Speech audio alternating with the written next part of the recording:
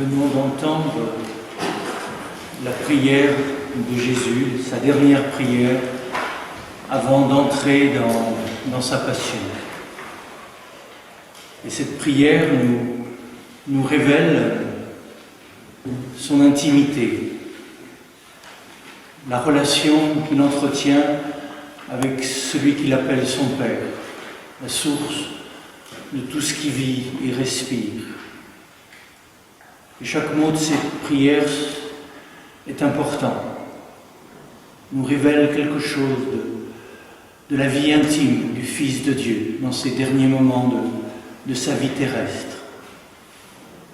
Cela peut nous sembler étrange, mais il ne demande pas d'être délivré de la souffrance ou de la mort. Ce qu'il demande, c'est la gloire. Donne-moi la gloire que j'avais avant que le monde fût. Quelle est cette gloire? De quelle gloire parlons-nous? Bien sûr, ce n'est pas la gloire, la renommée, au sens où nous entendons aujourd'hui le mot gloire. La gloire en hébreu, kavod, vous le savez, c'est le poids de la présence. Ce que Jésus demande à son Père, c'est d'avoir en lui le poids, la solidité, la fermeté de cette présence pure, cette présence qu'il avait avant que le monde soit. Ce silence qui est avant le monde et qui est au-delà du monde, cette pure présence. La gloire de Dieu. Cette gloire que, autrefois, on voyait briller sur le sommet du Sinaï, toutes ces grandes théophanies, tous ces miracles, toutes ces merveilles, ou cette brise légère qui enveloppe le prophète Élie.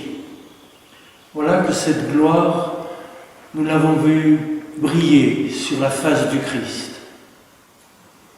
C'est la gloire de l'homme transfiguré sur la montagne du Tabor.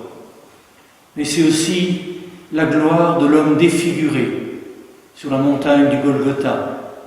Transfiguré ou défiguré, c'est cette présence inconnue, étonnante, que Jésus nous révèle.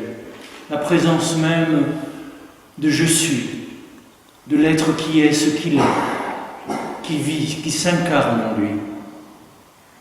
Et cette gloire, l'Évangile nous le dit, vous l'avez entendu, c'est aussi la vie éternelle. La présence toujours présente, avant le temps et au-delà de temps, la vie éternelle. Et Jésus précise, la vie éternelle, c'est de te connaître, toi, le seul vrai Dieu, et celui que tu as envoyé, Jésus-Christ. Toi, littéralement, l'un, l'unique réalité, l'unique réel qui habite toutes les réalités. Je crois dans l'un, quand nous disons le credo, je crois dans l'un, dans l'unique réel, parce qu'il n'y a pas d'autre réalité que la réalité. Il n'y a pas d'autre réel que le réel qui fait exister toutes les réalités. Celui dans lequel nous croyons, auquel nous adhérons, c'est cet unique réel. Et au passage, remarquez que Jean ne dit pas ceux qui croient en toi, le seul vrai Dieu, l'unique réel, la source de tout ce qui vit et respire, mais ceux qui te connaissent. La vie éternelle, c'est de te connaître. C'est bien la gnosis, c'est bien la connaissance. Et cette gnosis n'est pas une connaissance intellectuelle, c'est une connaissance par participation. C'est une connaissance présentielle, expérimentale, expérientielle. Je ne sais pas quels sont les beaux mots pour dire cette intimité. Il s'agit de devenir ce qu'il est, de ne faire qu'un avec ce qu'il est. Connaître le réel, devenir soi-même la réalité, devenir l'un, s'unifier dans cette réalité. Te connaître, toi l'unique, toi l'un, toi l'unique réel en toute réalité, et celui que tu as envoyé, et celui qui est la manifestation de ta gloire, celui qui est la manifestation visible de l'invisible. Ce visage humain, transfiguré, défiguré, plein de douceur, de force. C'est à travers lui que nous connaissons l'invisible présence qui fait exister toute chose. Te connaître, toi, est ta manifestation, celui qui te manifeste, celui qui t'incarne. Et vous vous rappelez peut-être que 6 siècles plus tard, au temps de Mohammed, l'islam reprendra cette confession de foi, cette shahada, en disant le salut, c'est de dire qu'il n'y a pas d'autre Dieu que Dieu et de croire dans son envoyé. Et son envoyé, alors c'est Mohammed, le prophète. Mais ce que nous révèle Jésus, ce qui nous est révélé en lui, c'est plus peut-être que Allah ou que Elohim, Allah est une transcription de Elohim. C'est Abba. Je leur ai révélé ton nom. Jésus nous révèle l'intimité d'Elohim, l'intimité de Yod et Vavé, de l'être qui est ce qu'il est. Au cœur de l'être, il y a Abba, il y a ce don de l'être, il y a cette générosité de l'être. Dieu n'est pas seulement une cause première, un premier principe, la source de tout ce qui est, il est notre Père, c'est-à-dire il nous engendre. Comme le disent les soufis, il n'y a pas d'autre Dieu que Dieu. Et le Fils n'est pas un autre que Dieu, il est l'autre de Dieu. Ce n'est pas un Dieu différent de l'unique, mais il est la manifestation même de Dieu, et il ne fait qu'un avec lui.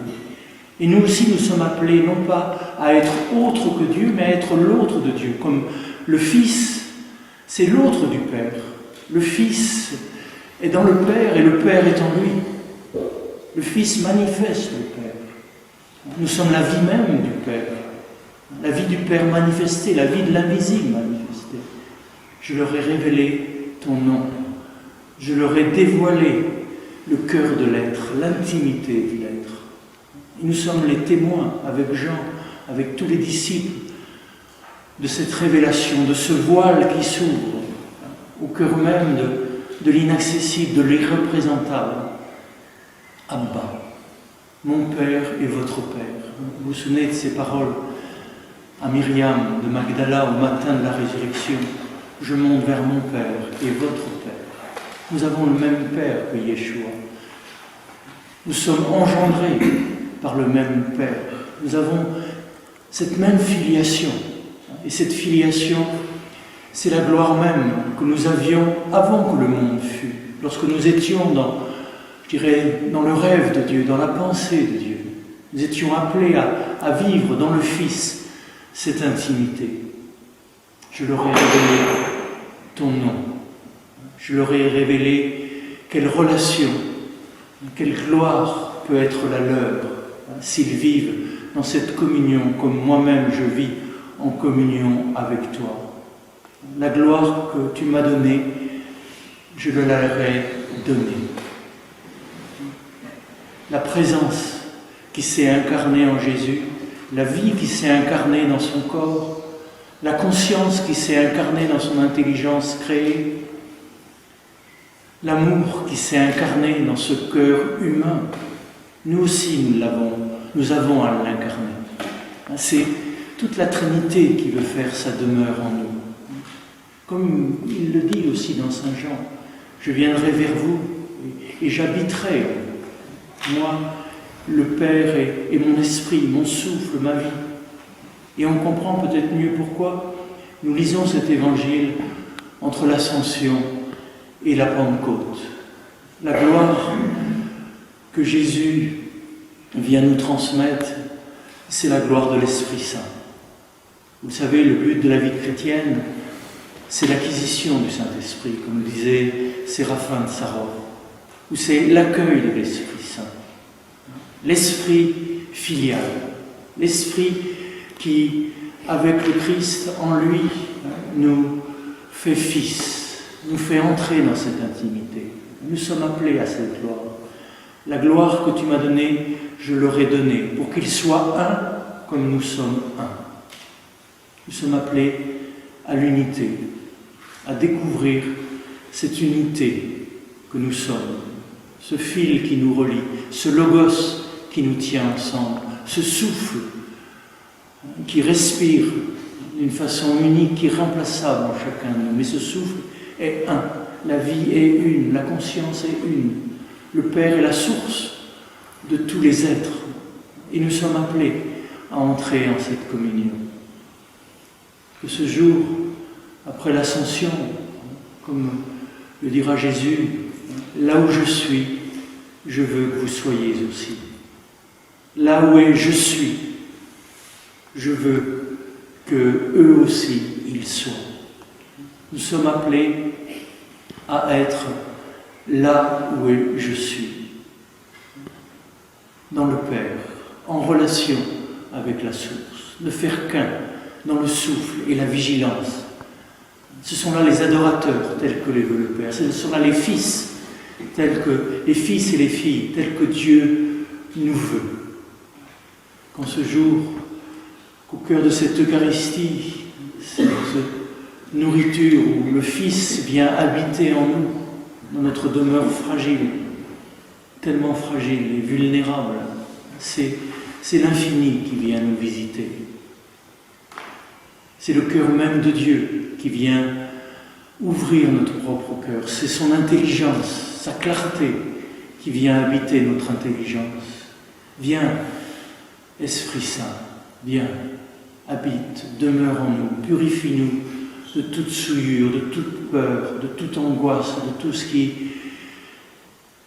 nous sépare de celui qui est là, qui frappe à la porte et qui attend notre acquiescement, notre ouverture. Viens, Esprit Saint, aie pitié de nous dans ta miséricorde. Délivre-nous de toutes nos maladies, de toutes nos souffrances. Ou fais-nous comprendre que ta gloire est aussi au cœur de ce qui nous fait mal, de ce qui nous fait souffrir. Que c'est la gloire même qui souffrait, qui était vivante sur ton visage défiguré, et que c'est la même gloire sur ton visage ressuscité, transfiguré. Viens, Esprit Saint, demeure en nous, aujourd'hui et toujours, maintenant, et pour les siècles des siècles.